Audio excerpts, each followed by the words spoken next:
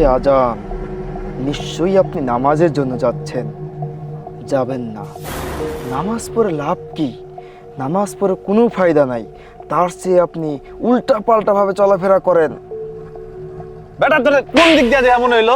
আমি নামাজে যাইতাছি, আজানের শব্দ জানি কানে না, এর লেগে কান টুপি পড়ছি, আর তুই আইছস আমারে নামাজের দাওয়াত দিতে। তাহলে কি খায়া দেয়া কাম নাই? হ্যাঁ, জানে যাই হানি নামাজের শব্দ নিয়ে আসছস। যারা নামাজ পড়ে যায় অগক যে নামাজ পড়তে যাইস না, আমি তো এমনিই যাই না বেটা। আমি পারলে তো আরো দুইজনটা থামাই।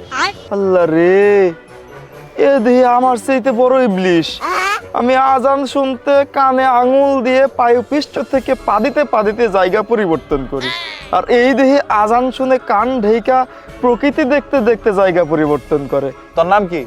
আমার নাম ইবলিশ। তোর বাড়ি কই? তোর বাপের নাম কি? বাড়ি নাই, বাপের নামও জানি না। জন্ম 2 বছর আগেই তো বাপ মরছে। তোর জন্মের 2 বছর আগে বাপ মরে গেল? এই, তোর কাছে কি সিদ্ধি আছে? নাই। কে? আমি আবার যখন দুশ্চিন্তায় পড়ি তখন আমার আবার সিদ্ধি খাইতে মন চায়। জাগা, আমার বোঝার দরকার নাই, জনগণ বুঝলেই হইলো। আমি যাই। যা। আবার সকাল সকাল আমার মাথাটাই নষ্ট করে দিল। আমি এমনি নামাজে যাই না, আমার এসে নামাজে বারণ করতে।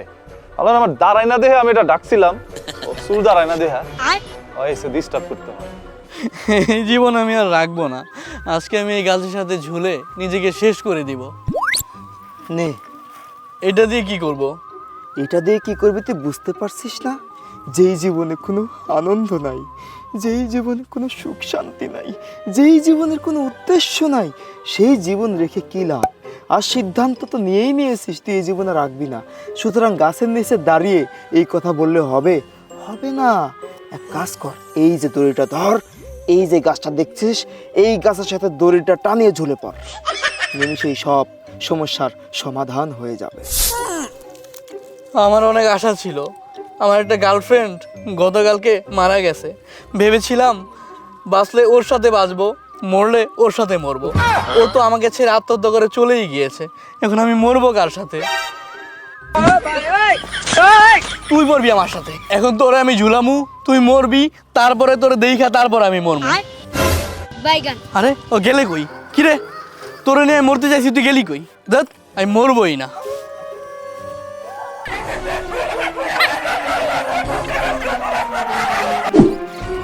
হাত থেকে মুহি কি করস? হাতে কি জোর নাই বেটা? মুহিকে জায়গা করে বসা, দুইজনের।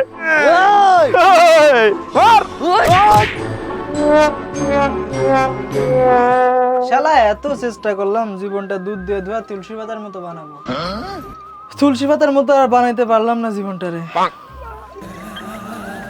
সময় আইছে। তুই কেডা? সময় আইছে জীবনটারে তুলসী পাতা বানানোর। আমার পরিচয় দিয়ে কি করবি? তোর কাজ হলেই হয়েছে। শোন, ওই যে সামনে একটা গাছ দেখা যাইতেছে না? হ্যাঁ। ওই গাছের নিচে তোর গার্লফ্রেন্ড আছে। যাবেটা? আচ্ছা, হ্যাঁ, জীবনটা তুলসী পাতা বানা। দুধ দিয়ে দুইয়ে তুলসী পাতা বানা। যা, এই তো চান্স। দৌড় দে। যাইতে দেখি। আরে হায়, আজকে তো আমার স্বপ্ন পূরণের দিন। কই আমার না গার্লফ্রেন্ড এখানে বললো, গার্লফ্রেন্ড কই? ওই কই? হালাই আমার সাথে মিছা কথা কইলো। ওরে ইবলিসের বাচ্চা, তুই আমারে বলদ বানাইলি। আজকে তোর খবর আছে। কষ্ট একজনের দোকান। ওরে ইবলিসের বাচ্চা।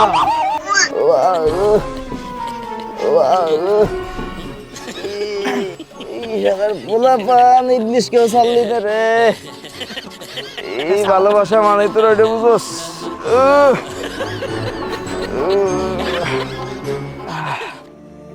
কি বুঝলেন?